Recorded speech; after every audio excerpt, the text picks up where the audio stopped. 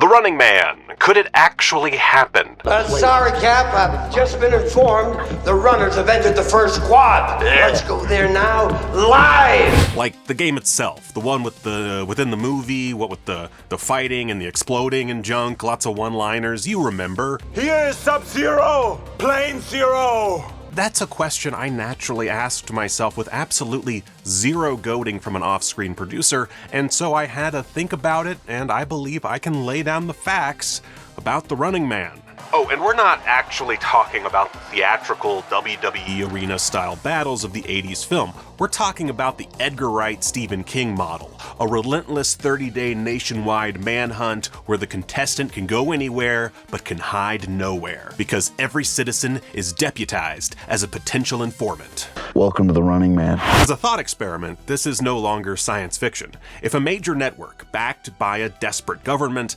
decided tomorrow to launch The Running Man for real, they wouldn't need more than a few innovations to stop them. The infrastructure is already built, and the only other barriers are a few fragile laws and the teetering moral compass of the viewing public. Yes, that means you, Daryl. Here is how the game would operate in our recognizable reality and why it's closer than you think. The crucial difference between the 1987 film and 2025's reality is the scope of the arena. In the 80s, the game was confined to a derelict zone and the killers were colorful gladiators like Sub-Zero and Captain Freedom. It was pro wrestling with a live chainsaw. Edgar Wright's vision restores the book's far more insidious mechanic. The arena is the entire country. In a real-world implementation, this wouldn't be a simple blood sport. It would be the ultimate application of the gig economy. Much like King's novel, the hunters wouldn't just be elite assassins, they would be us.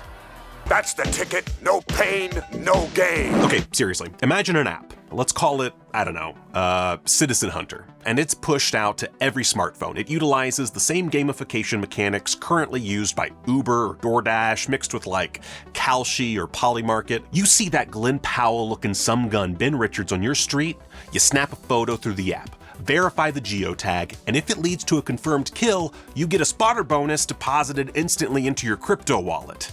Yes, this is the future, my friends. It is a dire place to be. Here is the all-new Citizen Hunt app you've been waiting for. Capture the hunt, upload, and get your credits. Use the code ScreenRant to get 10% more on your credits. This crowdsourced surveillance is infinitely more effective than any dedicated hunter team, although, like with both movies, we'll have those as well. That's just branding 101 right there. Gotta have a team of villains dressed in fun outfits.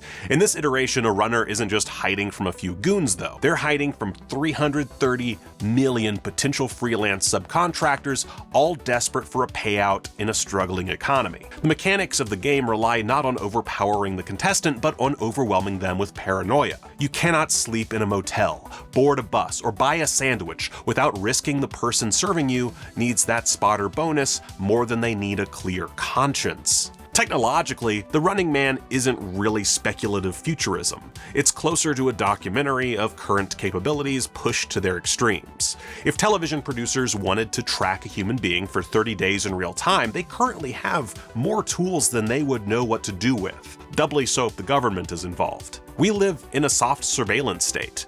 In major metropolitan areas, classic CCTV has been augmented by AI-driven gait analysis and facial recognition capable of identifying individuals even heavily disguised.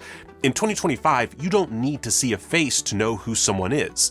The unique way they walk, the dimensions of their skeletal structure, and even their thermal signature can betray them to automated drones. And actually, going back to our Citizen Hunter app, the beauty of modern technology is that we don't need the drones. We just need people willing to shill for a dystopian hell company by recording on their iPhones. Have an AI sort out the possible real instances of a Running Man contender from the ones that obviously aren't.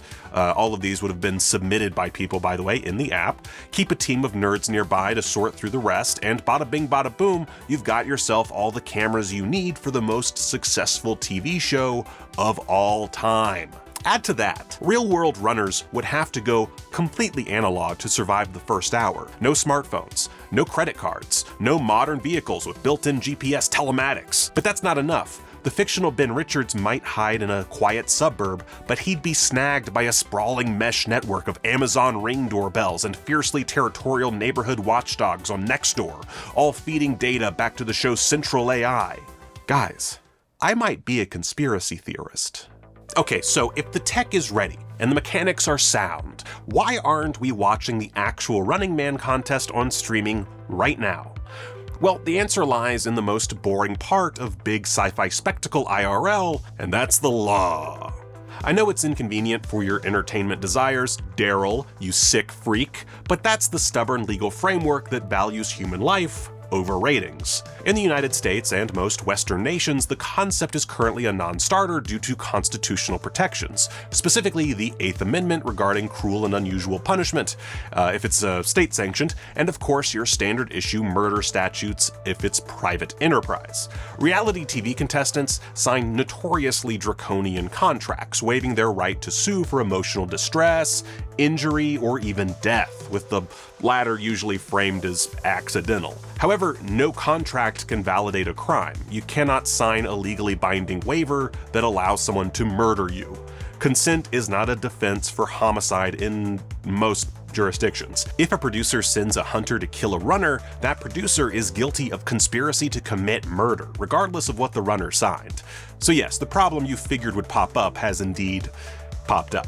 Could it work legally? Like, is there some sort of loophole or way in? Only if it moved outside established jurisdictions. If a media conglomerate bought an island nation and wrote its own constitution, the Running Man could technically be legal there. So basically you could do Battle Royale. But perhaps the most realistic path isn't a sudden leap to legalized murder, but a slow creep. We already have shows where contestants risk severe injury or operate in extreme survival scenarios. The first real-world Running Man competition likely wouldn't be a fight to the death. It would be a capture game, where the death is simulated, but the physical takedowns are very real. Ultimately, a show only exists if there is an audience hungry enough to monetize it.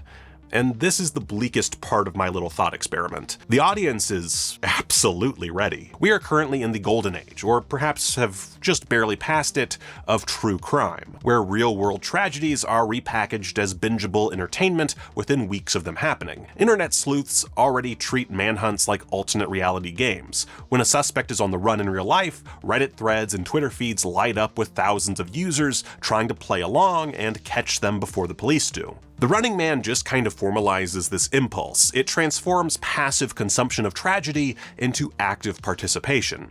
The psychological hook of the 2025 film and the book before it is that the audience hates the runner because they are told to.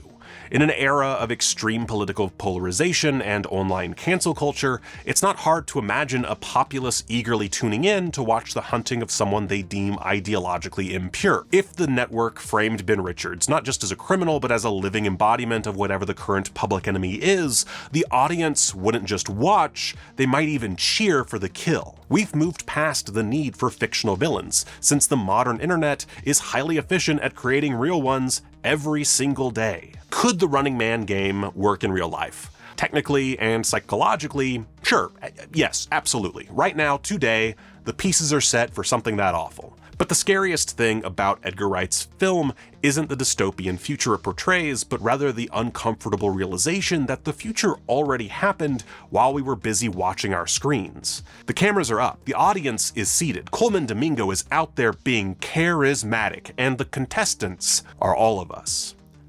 We're just waiting for someone to legally shout action. Do you think we're close to a Running Man style dystopia, or do you agree with my wife and think I'm crazy and should really take my medication before I hurt somebody? Let me know in the comments, and thank you for watching ScreenRant.